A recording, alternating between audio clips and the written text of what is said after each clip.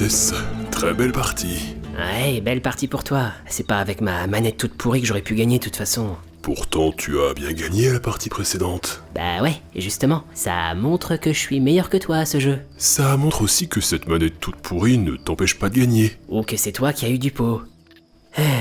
Fatal Causality. Avec un titre pareil, je suis sûr que ça a été codé avec les pieds. Et donc, tu attribues désormais ton échec au programmeur. T'insinues quoi là? Que je suis un mauvais joueur, c'est ça? Non, tout cela me fait plutôt penser au biais d'autocomplaisance. Le quoi? Laisse-moi t'expliquer.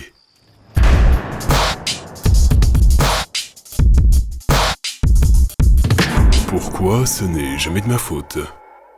Face à l'échec ou à la réussite personnelle, nous avons tendance à y associer des causes, afin d'y trouver un sens. Par exemple, si j'ai réussi telle activité, je pourrais en conclure que c'est parce que j'ai bien travaillé, ou qu'on m'a bien aidé. Si j'ai échoué, je pourrais me dire que je n'ai pas fait assez d'efforts, ou que je n'ai pas eu de chance. On se repose ainsi sur de telles explications qui nous paraissent aller de soi. Or, notre manière d'expliquer nos réussites ou nos échecs n'est pas toujours objective, loin de là. Car nous pouvons être orientés par différents biais, dont celui que nous allons examiner, le biais d'autocomplaisance. Pour rappel, nous l'avions déjà évoqué dans le 7e épisode d'XP, avec la petite histoire de notre ami Bob. Bob passe un examen. Il n'a pas réussi sa première épreuve. Son résultat en atteste. Bob estime donc qu'il n'a pas eu de chance sur le sujet de l'épreuve. Il attribue son échec à une cause externe, c'est-à-dire une cause extérieure à son action. Cependant, Bob a parfaitement réussi la seconde épreuve. Il se félicite de sa note qui démontre la qualité de ses révisions et de ses efforts. Ce faisant, il attribue sa réussite à une cause interne, c'est-à-dire propre à son action. Là est le biais d'autocomplaisance. On attribue les causes de son échec ou d'une réussite selon ce qui nous sera le plus favorable quant à notre estime et notre image personnelle. Ce biais d'attribution a été défini par Miller et Ross en 1975 et a depuis suscité diverses études expérimentales. L'illustration de Bob s'en inspire. Prenons par exemple l'étude d'Harking et Maruyama datant de 1979. Expérience, tout le mérite est pour moi. L'expérience est réalisée dans une université. Juste avant de passer leur examen final, des étudiants en psychologie sont invités à répondre à un questionnaire d'enquête portant sur la tenue des cours, l'appréciation des professeurs et autres thématiques similaires. À la fin du questionnaire, un item indique « Si vous êtes généralement satisfait de vos performances aux examens de ce cours, veuillez répondre aux questions suivantes. Si vous n'êtes pas satisfait, veuillez ignorer cette partie et passer à la suivante. » Les élèves qui choisissent de remplir cette section sont invités à évaluer différentes causes qui auraient pu influencer leur performance. Ces causes, au nombre de 4, étant la compétence, la chance, l'effort, la facilité des tests. Pour chaque cause, l'étudiant doit se placer sur une échelle allant de 1 à 5. 1 désignant une cause pas du tout importante, 5 désignant une cause très importante. Les étudiants non satisfaits de leur performance, c'est-à-dire ceux qui n'ont pas rempli cette section, sont eux aussi invités à évaluer les causes qui auraient pu les influencer. Les causes proposées étant le manque de compétences, la malchance, le manque d'effort et la difficulté des tests. Pause. Question idiote. Pourquoi les chercheurs, au lieu de laisser les étudiants se prononcer sur leur satisfaction ou non-satisfaction du semestre, ont tout simplement pas utilisé leur relevé de notes pour savoir qui avait vraiment réussi et qui avait vraiment foiré? Car il ne s'agit pas ici de classer les étudiants selon leur performance objective, mais selon leur sentiment subjectif de réussite ou d'échec. Un étudiant peut en effet avoir de bons résultats, mais se considérer en échec par rapport à ses attentes initiales. Inversement, un élève avec des résultats faibles peut considérer avoir réussi en ayant par exemple le sentiment de s'être grandement amélioré par rapport au semestre précédent. Ah, compris. Enfin, le questionnaire d'enquête pose aux étudiants une ultime question. Ils doivent noter la performance moyenne de leurs camarades de classe, qu'ils aient le sentiment que cette performance moyenne soit meilleure ou pire que la leur. Toujours sur une échelle de 1 à 5, les causes à évaluer sont la compétence, la chance, l'effort et le niveau de difficulté.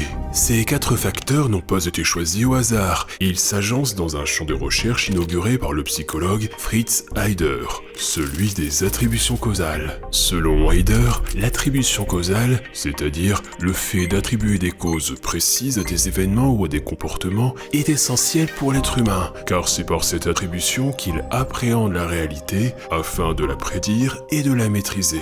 Pour le dire autrement, c'est par l'attribution de causes qu'on donne du sens à ses actions, à ses résultats, aux actions d'autrui, etc.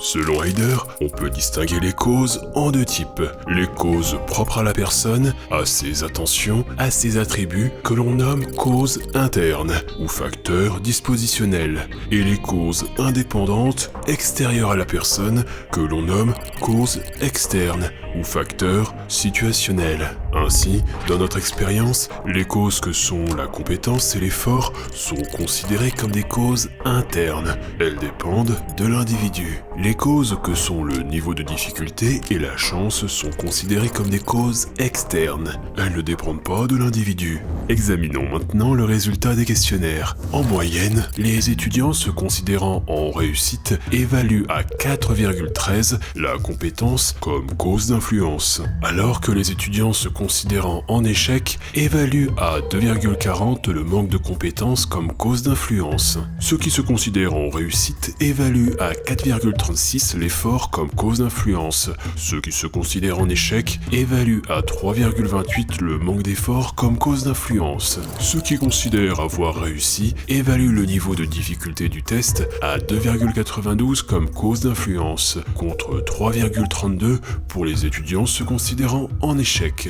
Enfin, les étudiants se considérant en réussite évaluent à 2,11 la chance comme cause d'influence, et les étudiants se considérant en échec évaluent à 2,28 la malchance comme cause d'influence. Enfin, voici rapidement comment les étudiants attribuent les causes de la performance moyenne de leurs camarades. 3,94 contre 3,44 pour la compétence, 4,31 contre 3,98 pour l'effort, 3,67 contre 3,54 pour le niveau de difficulté et 2,52 contre 2,54 pour la chance. Les chercheurs ont établi différents tests, calculs et analyses comme celui qu'on peut voir dans ce petit tableau. Plus le score est haut, plus il désigne la cause interne. Comme on peut le voir, les étudiants qui considèrent avoir réussi s'attribuent davantage de causes internes que ceux qui ont échoué. De plus, ils s'attribuent une causalité interne positive plus importante qu'ils ne l'attribuent à la performance moyenne. Alors que les étudiants qui considèrent avoir échoué s'attribuent moins de causes internes négatives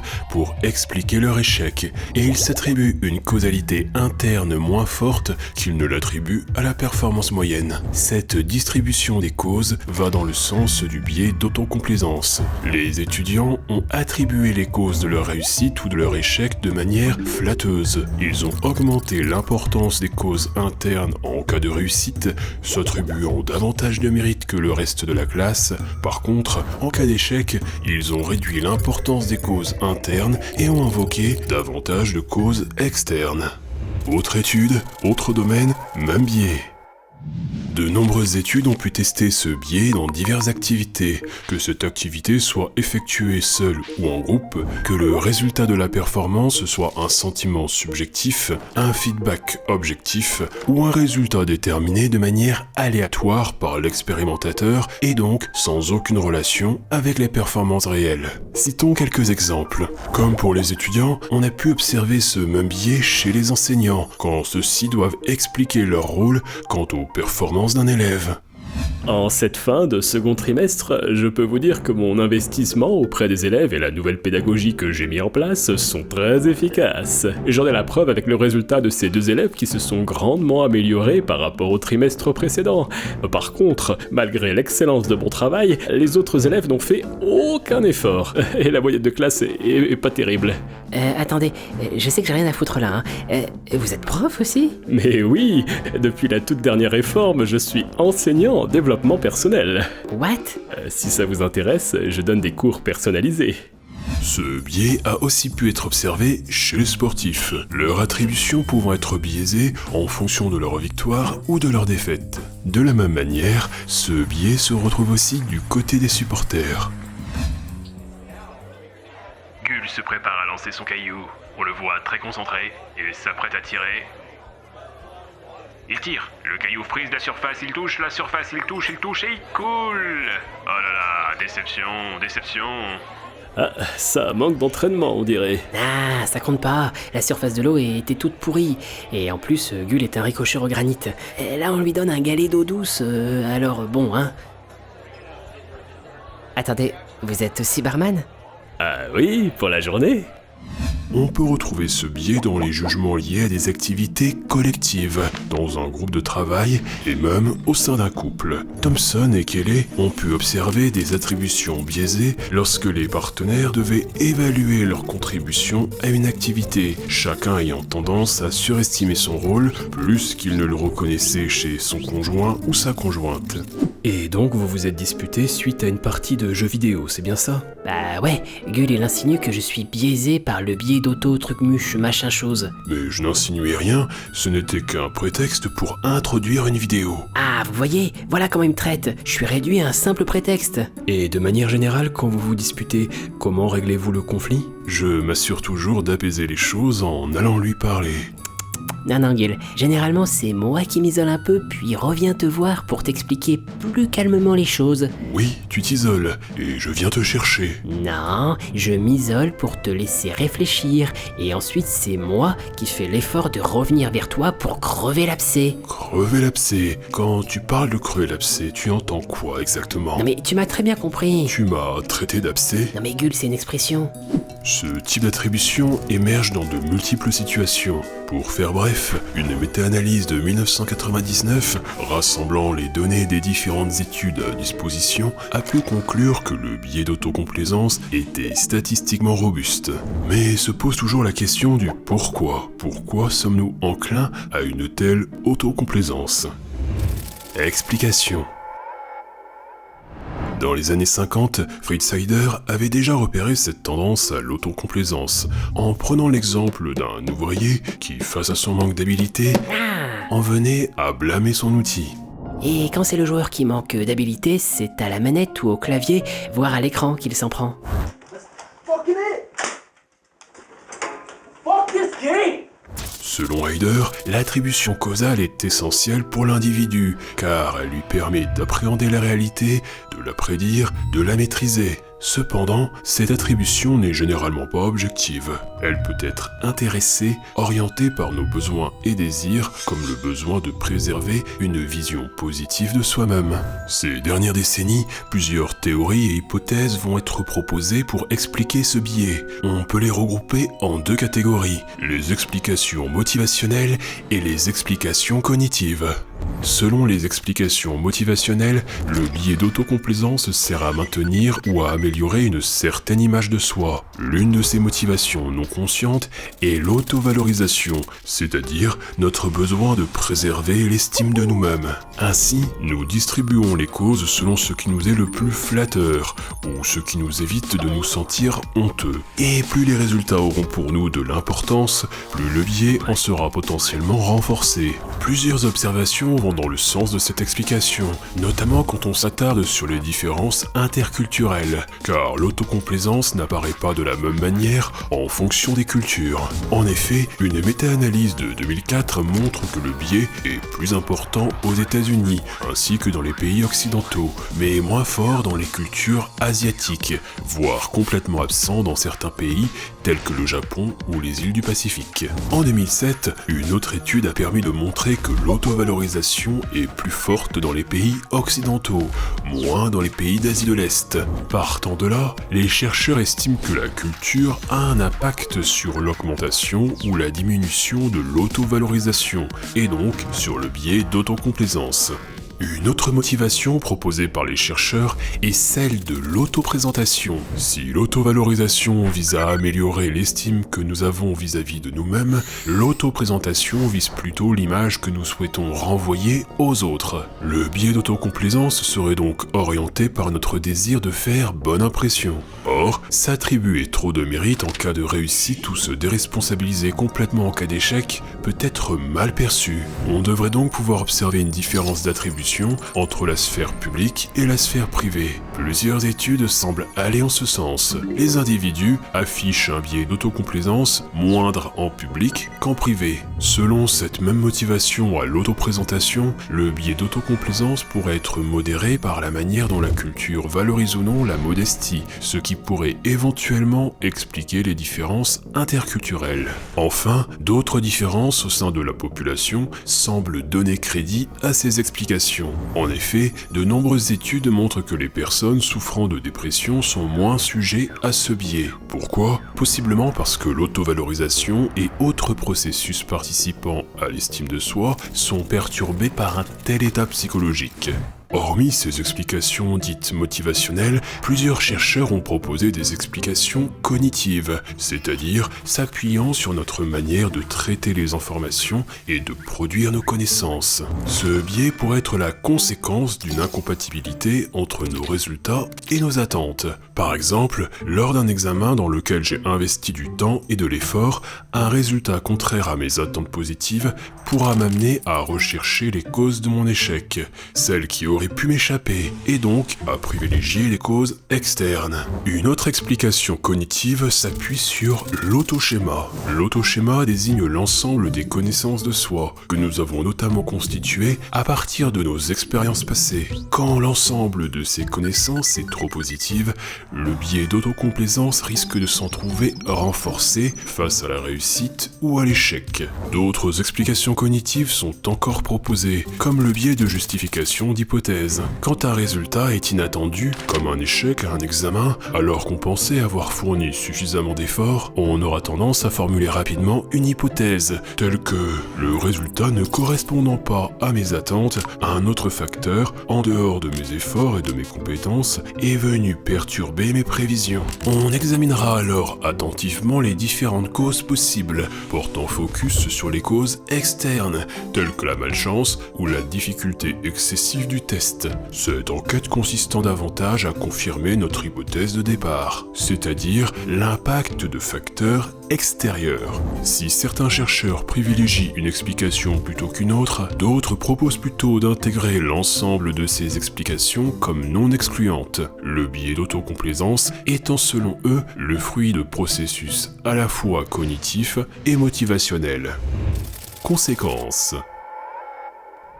Le biais d'autocomplaisance, quand il est modéré et limité, participe à un certain optimisme de l'individu, utile donc à sa santé psychologique, et sans qu'il y ait nécessairement de conséquences négatives directes.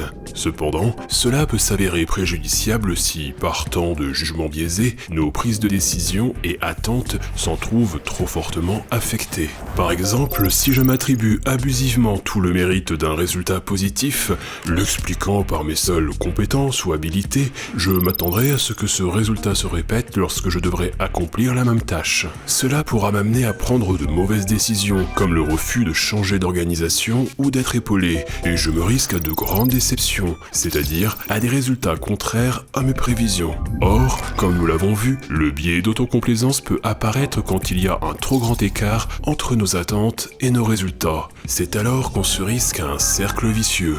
Autre problème, c'est qu'en s'attribuant toujours les réussites, on risque de se rendre aveugle à son environnement. Tout autant, en attribuant toujours les échecs aux causes externes, on risque de se décaler de son environnement comme si ses actions n'avaient plus aucune prise sur lui. Le biais d'autocomplaisance est aussi problématique quand il a des conséquences sur autrui. Par exemple, le fait de s'attribuer davantage de responsabilités quant à la réussite d'une activité par rapport à ça ou à son partenaire peut amener ce dernier à y voir un manque d'estime ou de reconnaissance. Cela peut générer des relations conflictuelles, fausser l'équité entre les partenaires. Il est vrai que je me donne beaucoup le soir pour organiser des activités plaisantes avec techniciens, comme des parties de jeux vidéo, ce genre de choses. Pour le coup, quand c'est toi qui décides ce qu'on va faire, ça se finit toujours par un long monologue qui commence par un « laisse-moi t'expliquer ». Génial, les soirées avec Gull. Heureusement que je me donne à fond pour que ça se passe bien. Sans me vanter, c'est moi qui décoince les soirées. Il faudrait quand même préciser que le soir, tu es souvent de mauvaise humeur, d'où mes initiatives. Initiative ? Bah tiens, et pourquoi à ton avis je suis de mauvaise humeur ? Ce biais peut aussi avoir des conséquences dans les relations enseignant-élève. La psychologue Jana Juvonen en cite une illustration dans un article de 1988 que nous empruntons librement. Mettons un élève et un enseignant. L'élève a obtenu une mauvaise note à l'examen. Selon le biais d'autocomplaisance, l'enseignant se détache du résultat, l'attribue par exemple au manque d'effort de l'élève et s'attend à ce que le résultat soit à nouveau similaire si l'élève ne fait pas davantage d'efforts. De la même manière, l'élève se détache du résultat en attribuant son échec à la trop grande difficulté du test, trouve cela injuste, blâme son enseignant et ne cherche donc pas à modifier son mode de travail. Chacun restant sur sa position, l'enseignant y voit la confirmation d'un problème de comportement de la part de l'élève, confirmant son hypothèse de départ. En retour, l'élève perçoit son enseignant comme ne tenant pas compte du travail fourni et comme étant trop sévère, trop injuste, ce qui confirme son hypothèse de départ. On voit là un cercle vicieux se mettre en place. Chacun s'enferme dans sa position, et cela risque de générer du conflit. Cela s'applique tout autant en milieu professionnel ou dans les activités collectives. La mésinterprétation des facteurs de réussite ou d'échec peut mener à dénier les problèmes inhérents à l'activité, pérennisant une mauvaise organisation, préjudiciable pour tous les membres. Par exemple, si un employé ou un manager s'attribue tout le mérite d'une réussite, ou au contraire, blâme son équipe en cas d'échec, les conséquences en seraient fâcheuses. Le climat de travail en pâtirait, car il y aurait un sentiment d'injustice quant à la reconnaissance de chacun. Cela est d'autant plus problématique si celui qui fait de tels billets a des responsabilités importantes au sein d'un collectif, d'autant plus si ce dernier possède un fort sentiment de pouvoir. Sur ce point, Lemers et Berkmer ont montré lors d'une étude de 2018 que plus un individu se sent puissant, c'est-à-dire a le sentiment de dominer autrui, plus il aura tendance à être complaisant envers lui-même face à l'échec ou à la réussite. Les tweets de Donald Trump peuvent servir d'illustration, comme celui datant d'août 2017, où ce dernier, alors président depuis un peu plus de 6 mois, s'attribue sans nuance les résultats positifs du nombre croissant d'emplois aux États-Unis. Excellent jobs numbers just released, and I have only just begun. Les individus qui se sentent puissants s'attribuent plus de responsabilités en cas de réussite, reniant tous les autres facteurs pouvant expliquer cette réussite. A l'inverse, face à l'échec, ils s'en dédouaneront, minimisant voire niant leurs responsabilités, quitte à pointer du doigt d'autres individus ou groupes comme responsables.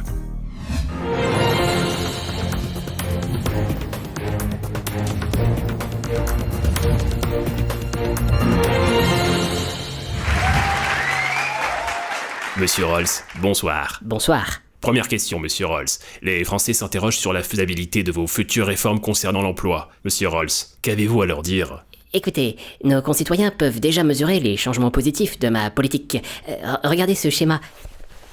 Les derniers chiffres du chômage montrent une baisse pour la première fois depuis 2 ans. Rendez-vous compte. Monsieur Rolls, permettez-moi de vous rappeler que vous êtes en fonction depuis 1 semaine. Vous n'avez même pas encore fait passer une seule réforme. Mais ça prouve surtout qu'en plus d'être compétent, je suis très rapide. Excellente réponse, Monsieur Rolls.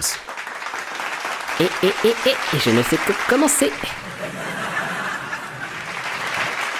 Et concernant la croissance dont vous avez fait votre cheval de bataille durant la campagne ? Écoutez, soyons réalistes. Je viens à peine d'être élu. Pour ces mauvais résultats, posez plutôt la question à mes prédécesseurs. Monsieur Rolls, c'est à vous que je pose la question.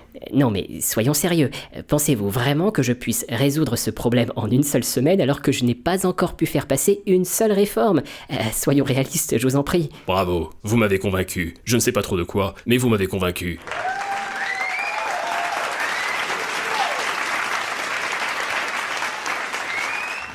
Autre conséquence préjudiciable, le biais d'autocomplaisance peut, par extension, participer à blâmer autrui, à lui imputer la cause d'un échec, à en faire un bouc émissaire. En voulant sauvegarder son estime personnelle, on renforce la responsabilité des autres quant à l'échec. Par là même, cela peut déboucher à l'erreur fondamentale d'attribution, biais qu'on a déjà évoqué ici, dans le 6e épisode d'XP.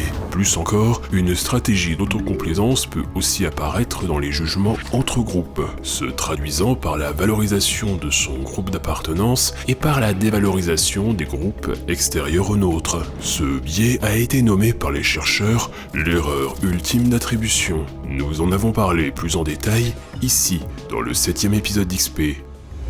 Conseils et pistes de réflexion.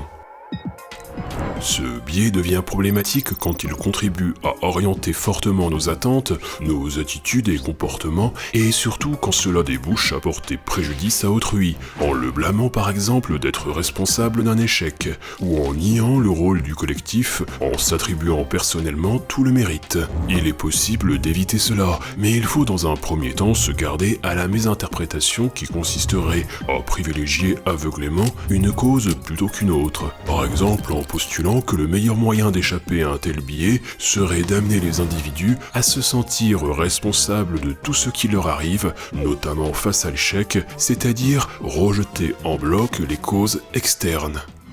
Aujourd'hui, pour notre 20e leçon de développement personnel, on va s'élever au-dessus de la masse en escaladant ce mur. Désolé, mais je crois pas que ce soit possible. Quand on veut très fort quelque chose dans la vie, on finit toujours par y arriver. George McFly? Non, Gilles de Roy. Allez, en marche! Aïe! Aïe. Fichtre, c'était risible. Mais c'est impossible d'escalader votre truc. J'ai aucune prise, c'est tout lisse, et j'ai pas de matos. Ah, mon détecteur de biais s'agite. Je repère un biais d'autocomplaisance. On se déresponsabilise et on se cherche des excuses. Ah, classique. Encore un qui n'a pas le sens de l'effort. Nier complètement les causes externes, imputer les résultats d'une performance sans prendre en compte la situation, qui plus est quand elle est si déterminante, est aussi un biais. Comme l'erreur fondamentale d'attribution. On met tout sur le dos de l'individu comme si les déterminants extérieurs n'existaient plus. C'est tout à fait ça. C'est con quand même, en croyant mettre le doigt sur un biais, on tombe dans un autre. N'est-ce pas, Gilles? Ah, pardon, désolé, je n'écoutais pas, je n'accorde aucune importance aux propos des autres. Bon, on s'y remet. Ah, bonjour, un nouvel élève, c'est la marque du succès. La question n'est donc pas de savoir s'il vaut mieux privilégier les causes internes ou les causes externes, comme si l'une des deux catégories était meilleure. Face à l'inconnu, il s'agit simplement de veiller à ne pas sous-estimer ou surestimer l'une ou l'autre, d'éviter spontanément les explications monocausales, et avoir conscience que la manière dont nous attribuons les causes à un événement tient d'abord d'une interprétation subjective du réel, et non immédiatement d'une observation objective. S'imaginer qu'il serait possible de bannir définitivement ces interprétations subjectives de ses propres jugements personnels serait périlleux, car les motifs sur lesquels ce biais repose sont si forts, car eût-il un certain équilibre psychologique, que l'éjecter par la porte, il reviendrait furtivement par la fenêtre. Il vaut mieux plutôt apprendre à le repérer, le prendre en compte au sein d'un collectif, afin de se prémunir contre des rapports conflictuels. Par exemple, dans son étude de 1988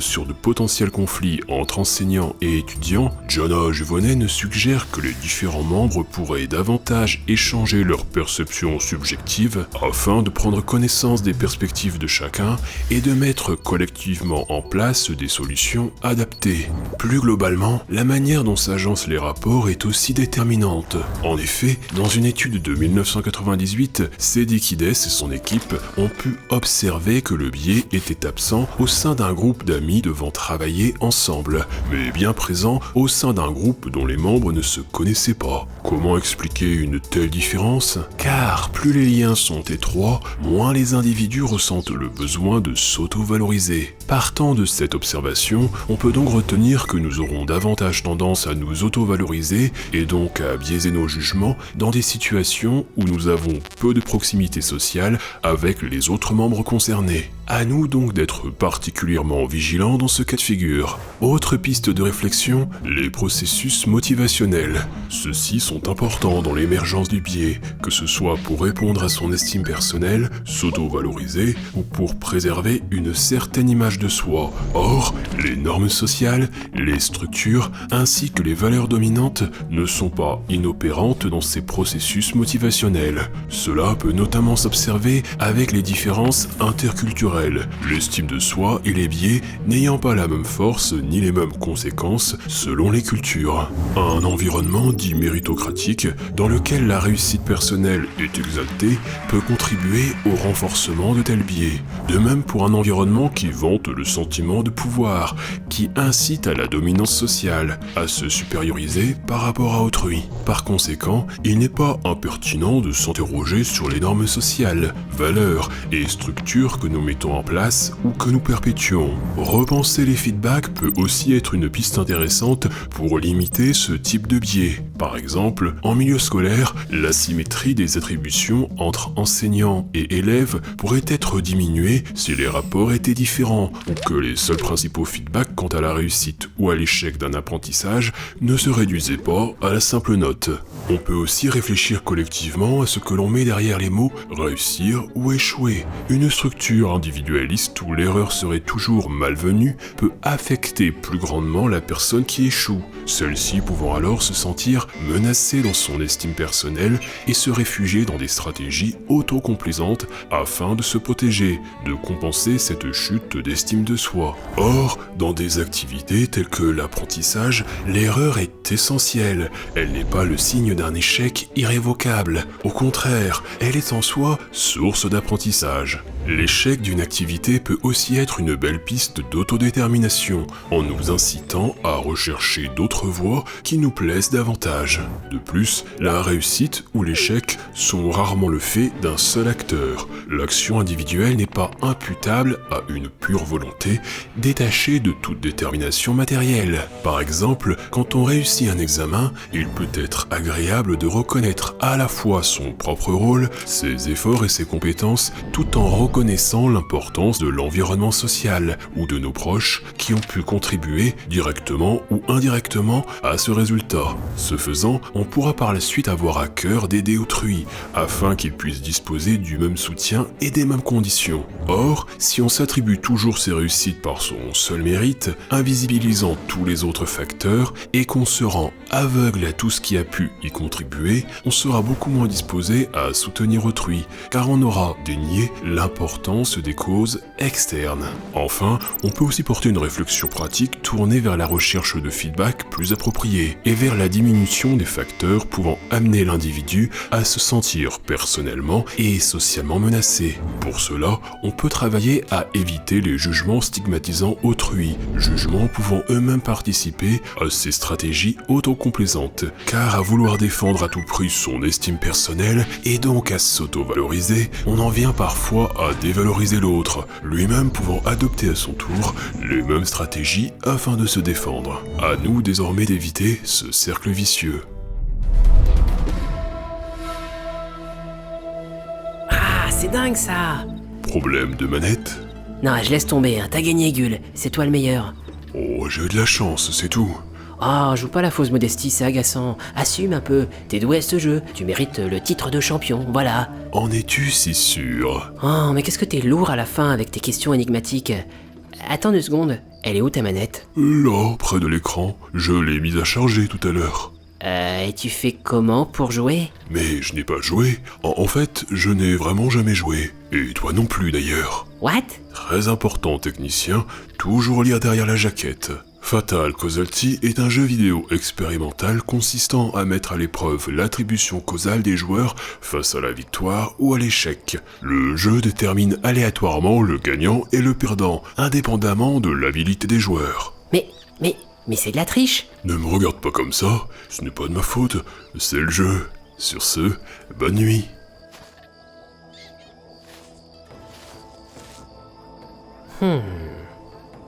Bah, j'avais raison au fond. Il y avait bien un truc dans la programmation. Ouais, c'est ça. Attendez que je vous mette de la raclée. Aléatoire ou pas, je suis sûr que je peux gagner.